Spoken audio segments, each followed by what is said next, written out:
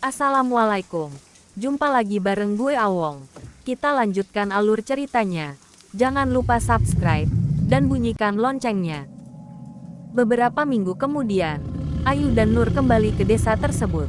Kali ini, mereka bersama teman-teman yang tergabung dalam satu kelompok KKN, yaitu Bima, Widya, Anton, dan Wahyu. Ketika menempuh perjalanan menggunakan ojek, Widya yang berada paling belakang mendengar suara gamelan. Selain itu, dia juga melihat sesosok wanita berpakaian tradisional di kejauhan.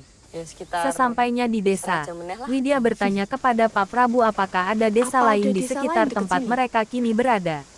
Ia juga mengatakan bahwa ia mendengar suara gamelan seakan ada yang menggelar acara tradisional. Mendengar hal itu, raut wajah Pak Prabu tiba-tiba berubah. Namun, beliau berusaha terlihat tenang dan mengatakan mungkin Widya hanya salah mendengar sesuatu. Lalu, Pak Prabu mengantar para gadis untuk menginap di rumah Bu Sundari, sedangkan para lelaki akan menginap di tempat lain yang telah dipersiapkan.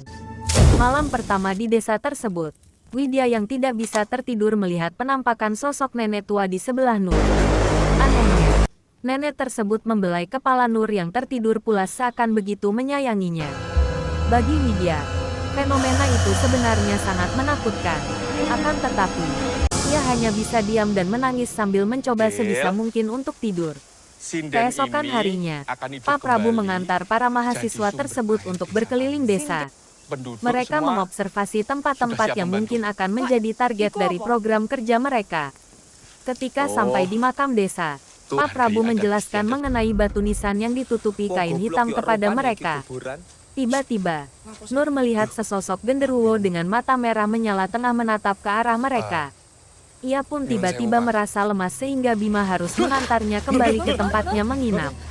Sementara itu, Pak Prabu dan yang lainnya melanjutkan kegiatan mereka. Pak Prabu menunjukkan sebuah gapura yang merupakan pembatas desa tersebut. Lalu, beliau mengingatkan para mahasiswa tersebut agar tidak melewati gapura yang membatasi desa itu dengan hutan lepas. Selain itu, Pak Prabu juga sempat menyinggung keberadaan sebuah tempat keramat yang bernama Tapak Tilas. Entah mengapa, Nur bisa berada di tengah hutan sendirian dan bertemu dengan genderuwo itu lagi. Namun, dia ternyata hanya bermimpi. Saat makan malam, Ayu menanyakan perihal Bima kepada Nur. Maka, terungkaplah bahwa selama ini Ayu telah memiliki perasaan suka kepada Bima. Sejak saat itu, para mahasiswa tersebut mulai mengalami fenomena-fenomena mistis. Nur dan Widya mendengar suara gamelan, kidung Jawa, dan melihat sosok penari tradisional berpakaian serba hijau saat mereka tengah bergantian untuk mandi. Ketika menemui Pak Prabu untuk mengeluhkan pengalamannya selama di desa, Nur juga bertemu dengan seorang lelaki tua bernama Mbah Buyut. Melalui Mbah Buyut itulah, Nur mengetahui keberadaan sesosok jin yang selalu menjaga dirinya. Kehadiran jin penjaga Nur itu telah membuat jin penghuni desa itu tidak nyaman. Ternyata, makhluk yang sering menampakkan dirinya kepada Nur adalah jin penunggu desa tersebut. Namun, setelah melakukan komunikasi dengan Mbah Buyut, jin penghuni desa itu pun berjanji tidak akan mengganggu Nur lagi. Sekian dan jangan lupa subscribe channel ini. Lanjut part 3.